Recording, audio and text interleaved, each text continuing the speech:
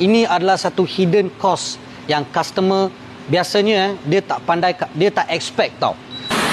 Hari ini saya nak terangkan kelebihan dan kelemahan untuk forklift gas. Untuk orang yang tak familiar, forklift gas ni untuk fuel dia special sikit. Kita boleh guna dua cara. Nombor satu, boleh guna tong gas ni, ataupun nombor dua, kalau kita dah switch dia punya switch kat sana, kita pun boleh pakai petrol sebagai fuel. So kelebihan yang pertama, forklift gas tak mengeluarkan apa-apa jenis asap macam diesel forklift. So bila kita pakai gas forklift dia tak ada asap yang keluar lah. So forklift ni sesuai digunakan di kilang-kilang makanan ataupun kilang-kilang yang ruangan dia sempit, sebab kalau ada banyak asap akan jadi stuffy kan. So untuk kawasan macam tu boleh pakai gas forklift. Kelebihan nombor dua, gas forklift walaupun kamu bandingkan harga brand new ataupun harga second hand recon, di antara tiga jenis forklift diesel, bateri dan gas, yang paling murah adalah gas forklift. Kelebihan nombor tiga, alright, proses isi minyak refueling proses dia adalah yang paling senang. Contoh kalau seperti bateri forklift, kalau forklift dah stop kena charge untuk beberapa jam. Kalau diesel pun sama, kena top up diesel. Tapi untuk forklift gas senang je, keluarkan tong ni, masukkan tong baru, dah terus boleh pakai. Sebelum saya terangkan tentang kelemahan gas forklift, saya nak bagi info sikit ya. Sebab ramai customer yang tanya saya, kalau bateri forklift pun tak keluar asap, gas forklift pun tak keluar asap, yang manakah tempat sesuai untuk gunakan sama ada bateri ataupun gas forklift? So, gas forklift ni dia perlu digunakan di company-company yang memang ada restriction, tak boleh ada asap ataupun environment friendly, nombor satu.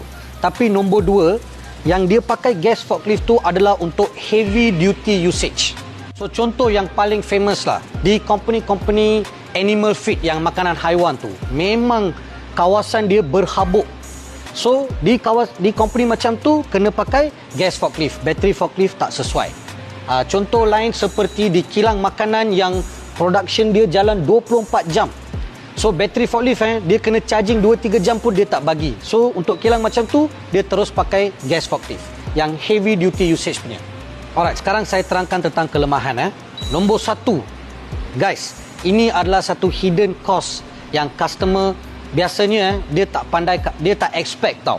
So bila nak sewa ataupun beli gas forklift, bila tengok harga memang murah sangat tu, customer akan beli.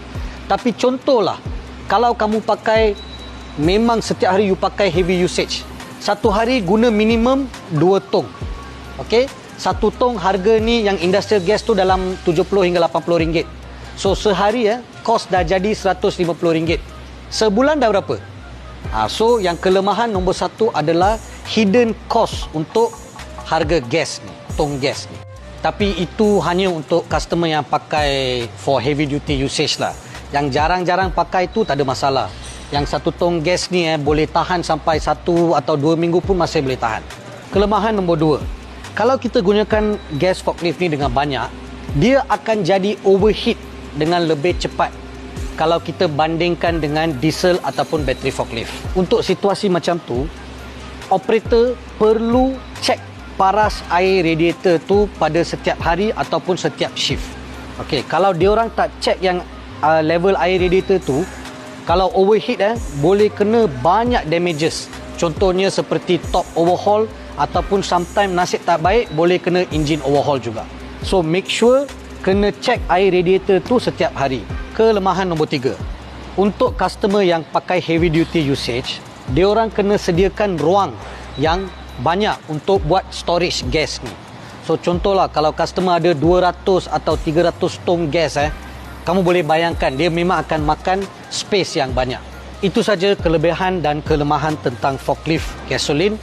Harap video ni dapat membantu anda. Jumpa lagi dan see you soon. You talking to a real goat.